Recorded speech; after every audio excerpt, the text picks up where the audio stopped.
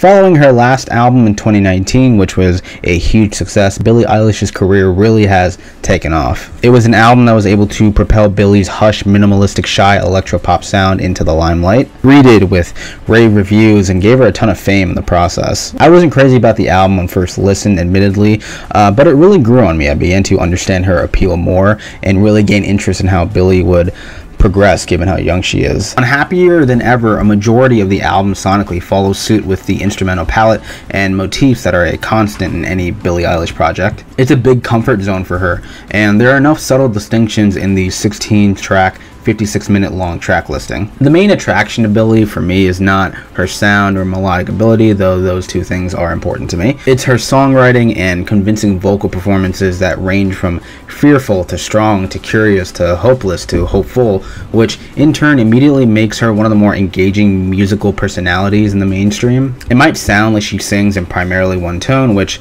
I can understand the perspective of that, but to me she's able to bring out different sides of that uniform tone based on the topic, because she is great at writing personable lyrics, and the instrumentals most of the time work well. Like the opening track, Getting Older, she is reflecting on how her enjoyment of things in life have been monetized so they only feel like work due to being taken advantage simply just to enlarge in profits, and having the foresight that she may tire of what she loved, questioning how that came to be. This level of conveyance and thought is formidably consistent across the track list. Other more introspective cuts include My Future, where she expresses excitement for her future over a cumbersome instrumental that develops into one of the album's sole optimistic spots, and Everybody Dies, which is kind of the track you expect it to be given the title. Wistful instrumental, existential lyrics, pondering one's mortality, definitely a highlight here. The album has a plethora of songs that are vested in human connection, being reflective and analytical primarily on past rocky relationships with a focus on abuse and manipulation,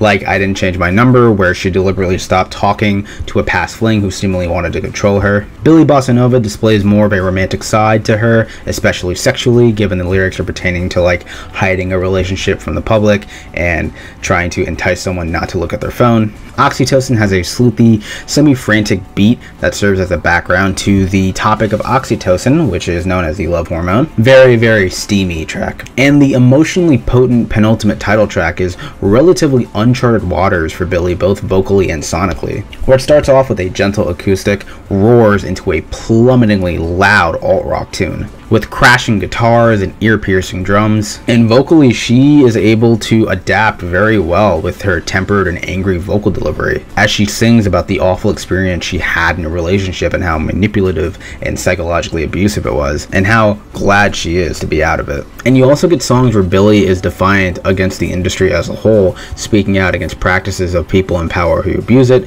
which is directly addressed on the song Your Power. GOLDWING serves as a cautionary tale to any aspiring female artists who expect being used as a prop and sold as a toy, sapping away that ambition and wonder they once had. Overheated sees Billie display her strong distaste for the media and the famous people who crave it. Has a really passive-aggressive vibe to it that's kind of curdling underneath. Billie also takes aim at the general public for their actions towards her, like on Therefore I Am, one of the more groove-centric songs on the album, where she is telling people using her name for clout that she is not their friend just because they know her. Not to forget the incredibly impactful spoken word piece on Not My Responsibility, which calls out how the public refuse to let Billie be her and criticize her for not meeting their expectations of their version of Billie, especially when it came to her body image and the baggy clothes she used to wear. There's a lot of good material here, but there are a few There's a lot of good material here, but there were a few sore spots for me. Lost Cause is one of the least interesting songs on the album in my opinion. The production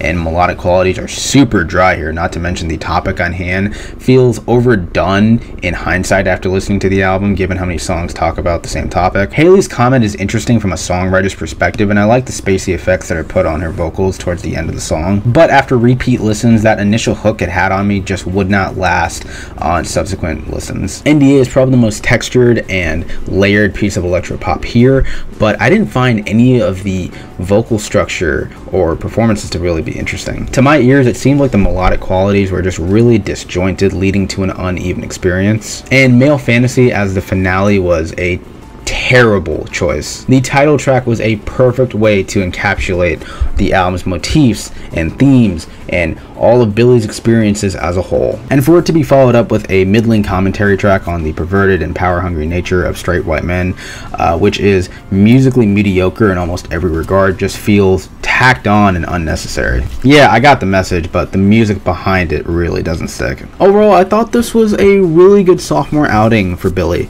Sticking to her guns and being more direct and assertive reaps in good results for her most defiant and personal album yet. I do think that eventually down the line she's going to have to vary up her sound a little bit, take some more risks to retain longevity, or at least for me. But there are glimpses of her taking some risks, like on the title track, that I think will carry over into more engaging and imaginative projects in the future. Those are my thoughts. What are yours? Let me know down below, and I will see you on the next video. Say bye! I'd give it a...